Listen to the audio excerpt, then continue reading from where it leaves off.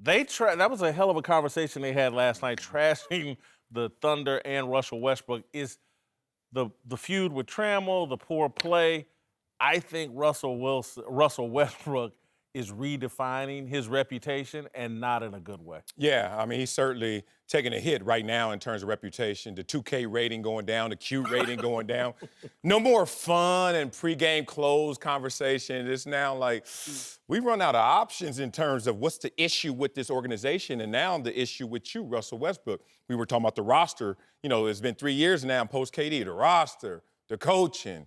Oh, you know what? Maybe it's the playing style. No, maybe it's just you, because you now become the common denominator for all these ills. So, yeah, he's definitely taking a hit. Well, he's gotten everything that he could want. He got a guy who committed to him in Paul George, right? The town is his. He's got the money. He has everything that he needs. And what I saw this year for the first time was a guy who was trying to utilize the pieces around him. And this is the most startling discovery for me.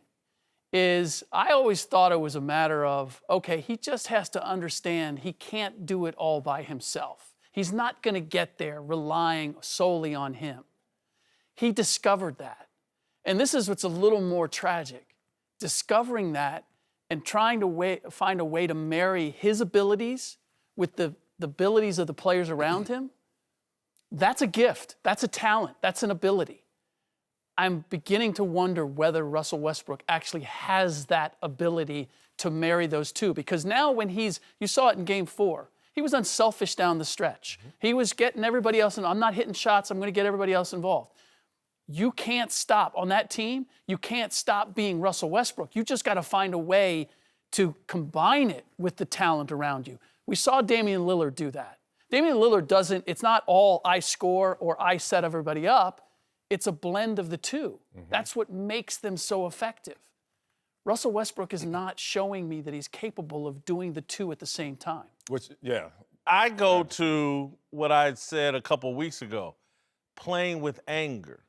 And not anger, rage. Rage. Because it's over the top. Yes. It's not, I'm mad. Yes, and so I make bad decisions when I'm angry, really bad decisions. I think most people do. It's the wrong emotion for a point guard. And I think he's going to have a total personality makeover, which, look, we've seen Tiger Woods get counseling for whatever his issues were.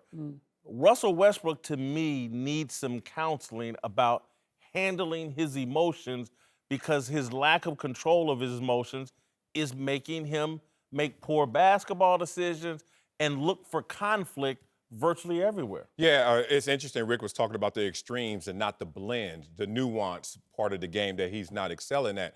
And we talk about rage, anger. I say intensity. That intensity works in normal circumstances. We have countless examples of guys where you want to go to Clayton Kershaw in other sports, or Peyton Manning, or you want to stay with Russell Westbrook, where in normal moments they excel. And then when there are intense moments, and then you map that onto that intensity, combustion. Like, you just don't know how to see things clearly and as nuanced as you need to in those moments. Well, if you have baseball, if you're talking about a pitcher, he pitches every 5 days. He can go out there every 5th day and play with a certain rage. If you're in football, you're only playing on one side of the ball. And even that, it's not every snap. Basketball, you're out there almost all the time. You've got to play the long game. Yeah. You're not going to... When I saw him in Game 4 knock down a 3 and he's going wild, I'm thinking, you have to know better at this point. These are the playoffs. You're not winning a playoff game in the second quarter. I don't care how big that shot is. You've got to be able to sustain that energy and think the game. There's playing hard, and then there's playing smart. We've never doubted that Russell Westbrook plays hard. But everybody in the playoffs plays hard. You play hard during the regular season, you're going to beat a lot of teams. Everybody plays hard in the postseason. Now it's a matter of who's going to play the smartest. And Russell Westbrook, I hate to say it, is losing in that game right now. I can think of one guy that I would compare Russell Westbrook to, Cam Newton. It's not in basketball, obviously. Cam Newton, the quarterback for the small market team, MVP of the league, carried his team to a Super Bowl, didn't win it, in a small market where you have all kinds of control. They need you more than you need them. That's the situation Westbrook is in. And with Cam Newton, when the ownership, Jerry Richardson and Ron Rivera, were working in concert and helping shepherd Cam Newton along, and that's what I don't see in OKC. I don't see ownership working with Billy Donovan trying to shepherd this guy in a healthier direction. Well, it's one of those tricky things where you need to have a coach that Russ believes has the answers for him. I had a GM tell me this the other day. He said, if I had Russ, I would tell him the first 40 minutes are yours. The last 8 minutes are mine if I'm the coach, which means go out and do your thing for 40 minutes. But when we get to the final 8 minutes, it's going to be my plan, and we're going to utilize all this. And I just don't see that. To the very end, Russ, every time he gets the ball, it looks to me like he's figuring it out as he goes along, as opposed to there's a grand master plan to this. Well, we could take it from the psychotherapy and just take it back on the court. And we may be overthinking this. Let's just be real. The game is passing Russell Westbrook by, and right now we're seeing him respond to that. He can't shoot in a shooter's league. If you think about it, since post-KD, what's happened? His effective field goal percentage has gone down. His free throw percentage has gone down. Yeah. And his three-point shooting has gone down to 29%. There are 7-footers walking around right now in the NBA shooting better than Russell Westbrook right now. So what comes from that?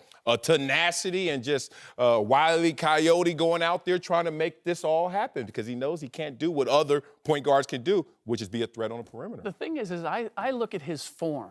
There's nothing wrong with his form. He doesn't lean either way. He goes straight up. The release, all of that is fine. He's an emotional shooter.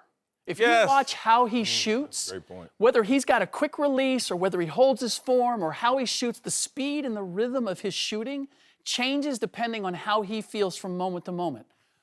I'm not going to pretend to be an expert in shooting, but I know this.